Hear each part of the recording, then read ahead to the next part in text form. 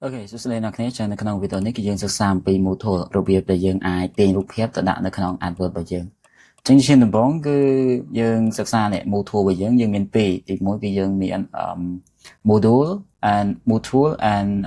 adbot tool ចឹង adbot tool នេះគឺបែបនេះនៅពេលអ្នកគ្នាប្រកាន់កដាគឺអ្នកនរគ្នា tick យកកន្លែងនេះកន្លែងហ្នឹងគឺ adbot ហើយអ្នកនរគ្នាចឹង adbot អ្នកនរគ្នាចង់បានប៉ុន្មាន adbot គឺអ្នកនរគ្នាដាក់មក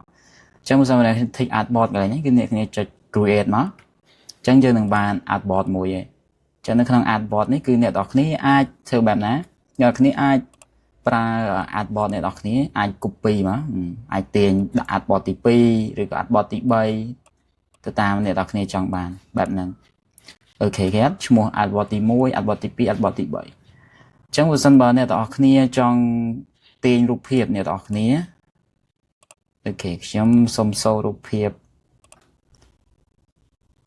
ឧទាហរណ៍រូបភាពនេះដែលយើងបានយកមុនហ្នឹងយកមកដាក់អញ្ចឹងនៅពេលយើងទាញអ្នកគ្នាត្រូវប្រើឧបករណ៍មួយណាគឺអ្នកគ្នាត្រូវប្រើ move tool នេះអញ្ចឹងអ្នកគ្នាក្រៅចាប់ទាញវាមកគឺអ្នកគ្នាអាច move បានហើយចឹងនៅក្នុងនេះគឺអ្នកនរគ្នាអាច move ទៅកាន់ adbot មួយណាក៏បានដែរអូខេឃើញអត់នៅក្នុង layer របស់យើងអញ្ចឹងអ្នកគ្នាអាច move មកគឺ layer ហ្នឹងគឺអ្នកនរគ្នាអាចដាក់មក move បរិចព្រមអញ្ចឹងចឹងអ្នកនរគ្នាត្រូវសិក្សាមួយទៀតនៅពេលដែលយើងចង់បានរូបភាពឲ្យច្បាស់អ្នកនរគ្នាត្រូវមកស្ដាំអ្នកគ្នាត្រូវ convert មក smart object ដើម្បីកុំឲ្យរូបភាពរបស់យើងនេះវាខូចទ្រង់ទ្រាយឬក៏ធ្វើឲ្យវាធ្លាក់ quality រូបភាពរបស់យើងចឹងទៅទៅ move tool វាអត់សូវជាសាំញ៉ាំច្រើនទេអ្នកគ្នាហើយ adbot គឺយើងដឹងហើយ adbot គឺអ្នកគ្នាអាចបង្កើត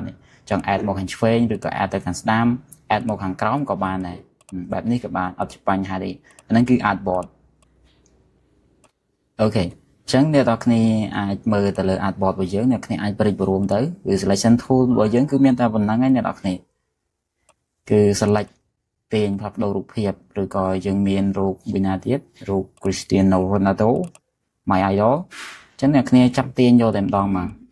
ហើយអ្នកគ្នាដាក់ទៅអ្នកគ្នាចង់បានទម្រង់បែបណាក៏ទាញសេរីមកទៅចឹងនៅពេលយើងប្រិចបរួមរូបភាពអ្នកនរគ្នា don't forget convert to smart object ចឹងអ្នកគ្នាអាចប្រិចបានហើយបែបហ្នឹងមកចឹងហ្នឹងគឺជា move tool ហើយអ្នកនរគ្នាគឺជាវីដេអូដំបូងដែលយើងសិក្សាអំពី tool គឺ the first we learn about move tool ចឹងយើងមានពីរគឺនៅក្នុង move tool ហើយនិង adbot tool អូខេក្នុង adbot នេះគឺអ្នកគ្នាអាចដូរឈ្មោះក៏បានដែរនេះអ្នកគ្នាដាក់បោះ click លើនេះមកគឺអ្នកគ្នាអាចដូរឈ្មោះបានដែរតែយើងដាក់ជា default វាចឹងទៅអូខេអ្នកនរគ្នាចឹងនៅពេលយើង new គឺអ្នកនរគ្នាចង់បាន adbot គឺអ្នកនរគ្នា tick adbot ហ្នឹងមកអូខេចឹងនៅក្នុងវីដេអូនេះគឺយើងមានតែប៉ុណ្្នឹងឯងទាក់ទងទៅនឹង adbot tool នៅក្នុងវីដេអូបន្ទាប់គឺយើងសិក្សាអំពីpage tool ដែលយើងចូលដើម្បីកាត់រូបភាពអូខេចង់គុណអ្នកនរគ្នាជួបគ្នានៅវីដេអូបន្ទាប់